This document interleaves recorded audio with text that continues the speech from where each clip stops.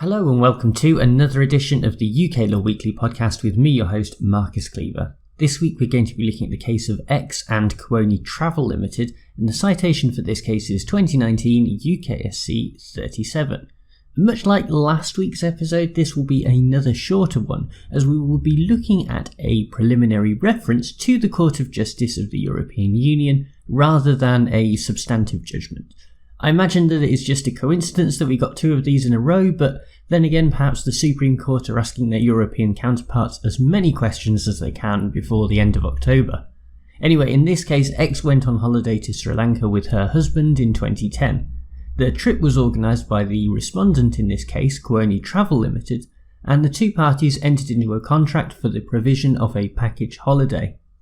One night during the holiday, X was making her way back to the reception of the hotel she was staying at when she came across an electrician who was employed by the hotel and was on duty at the time.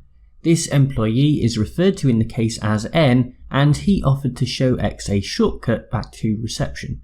Horrifyingly, N actually lured her to the engineering room where X was raped and assaulted. The present case is the claim for damages brought by X against the tour operator Kuoni, under the Package Travel, Package Holidays and Package Tours Regulations 1992, and or for breach of contract as well. In the High Court, the claim was dismissed on the basis that a member of the maintenance staff escorting a guest to reception does not fall under the definition of a holiday arrangement that had to be performed to a reasonable standard under the contract between both of the parties. Furthermore, there would in any case be a defence under Regulation 15.2c2 of those 1992 regulations because the attack by N was not something that could have been foreseen by the hotel even if they had operated with all due diligence and care. X appealed her case to the Court of Appeal but was once again unsuccessful for similar reasons to those that had already been decided by the High Court. The justices did, however, also add that Kuoni would not be liable in these circumstances because N was not a supplier within the meaning of either the contract or the regulations. X was given permission to appeal to the Supreme Court, and that is where we will pick the case up. For the justices, there were two key issues to decide. In the first instance, it was necessary to determine whether the rape and assault of X represented an improper performance by Kuoni under the contract. Secondly, if this was an improper performance, then was liability excluded by the contract and or the regulations? As we already noted at the start of this episode, we will unfortunately not be getting an answer to those questions today because the justices decided to pose a couple of questions of interpretation to the Court of Justice of the European Union. That is because the regulations that we spoke of derive from Directive 90/314 on package travel, package holidays and package tours. Anyway, for the sake of these questions, the European Court was asked to assume that the guidance to reception was indeed within the definition of a holiday arrangement and that the rape and assault represented an improper performance of the contract.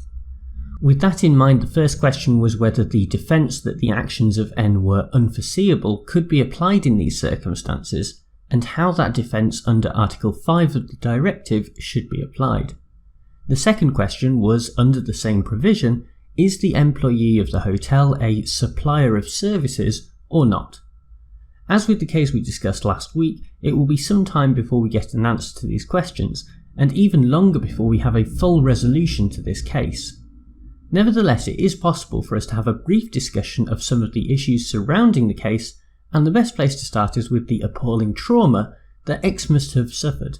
It is truly horrible to think that someone might be enjoying the holiday of a lifetime, only for something like this to happen. From a perspective of natural justice, it only seems right that X should be compensated for this in some way, but we can't afford for that to cloud our own judgment of this particular case.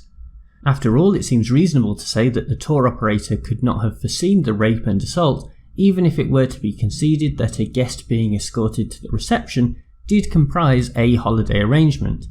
That is at least one area where X is likely to be successful, because if there were no liability for the acts and omissions of hotel employees, then that would serve to significantly undermine the 1992 legislation, and as Sarah Prager, a specialist barrister in this area, put it, the Court of Appeal judgment opens a Pandora's box whereby operators might have a defence in up to 80% of claims. If that is not overturned, then it would be very surprising, but even so, it is not likely to result in the overall success of the claim made by X. Well, thank you very much for tuning into this episode. Thanks as ever to bensound.com for providing the theme music.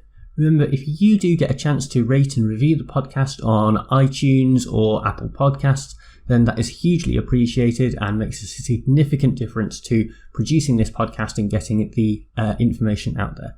I'll be back with another case next week, but for now, bye!